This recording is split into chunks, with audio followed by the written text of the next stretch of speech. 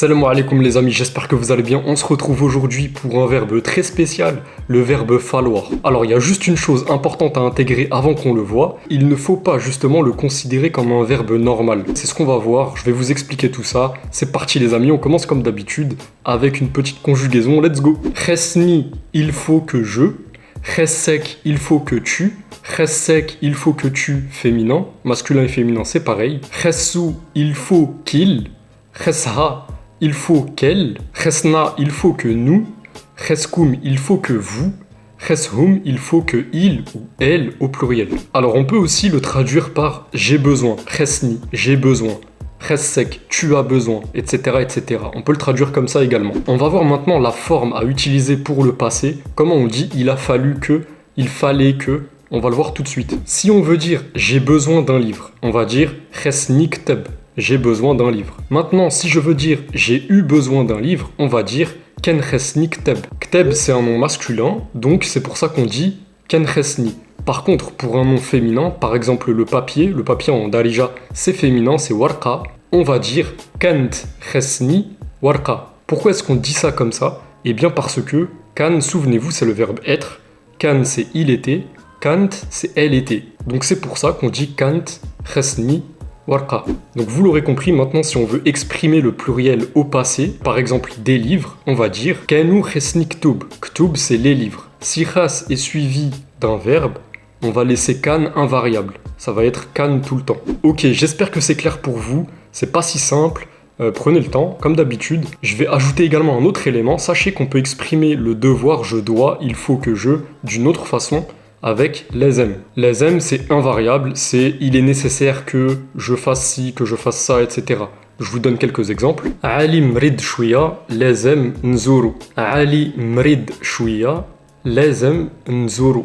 Ali est un peu malade, il faut que je dois aller le voir, aller lui rendre visite. Nzur, c'est rendre visite. Je dois aller lui rendre visite. Le ou à la fin, c'est pour dire lui. Et donc lesem, ce sera la même chose pour tous les pronoms personnels, ok?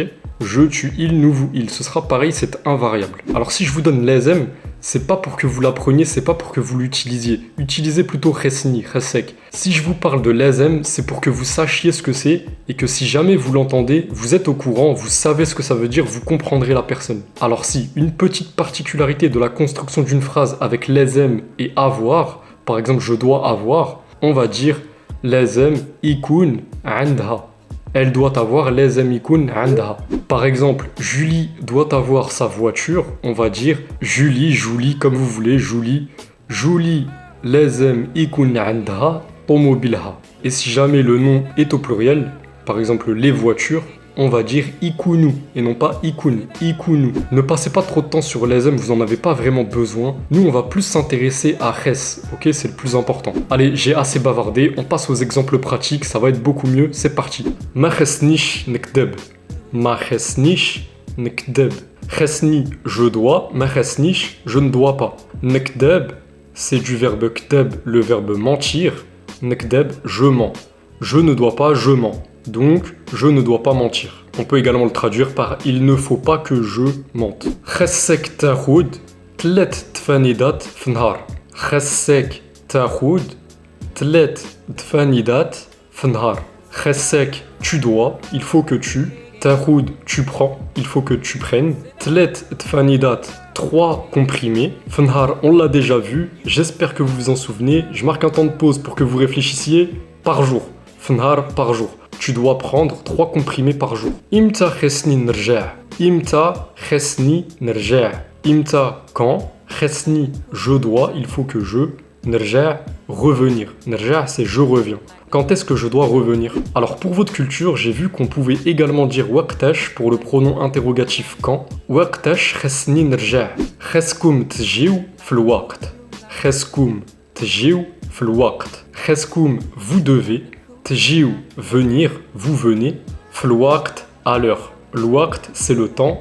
Il faut que vous veniez à l'heure. Vous devez venir à l'heure. Ken khesna nqiw l'bit. Ken khesna nqiw l'bit. Ken khesna, nous devions, nous avons dû. Nqiw, nous nettoyons. Donc, ken khesna nqiw, nous avons dû nettoyer. L'bit, c'est la chambre. nous devions nettoyer la chambre. Voilà pour ce, entre guillemets, verbe falloir. J'espère que vous avez tout compris. N'hésitez pas à me poser vos questions en commentaire s'il y a des questions. Il y a d'autres choses qui vont arriver, c'est en préparation, ça prend beaucoup de temps. En attendant, je vous souhaite un excellent apprentissage comme d'habitude. Mettez un like, abonnez-vous et on se dit à la prochaine fois. Salam les amis.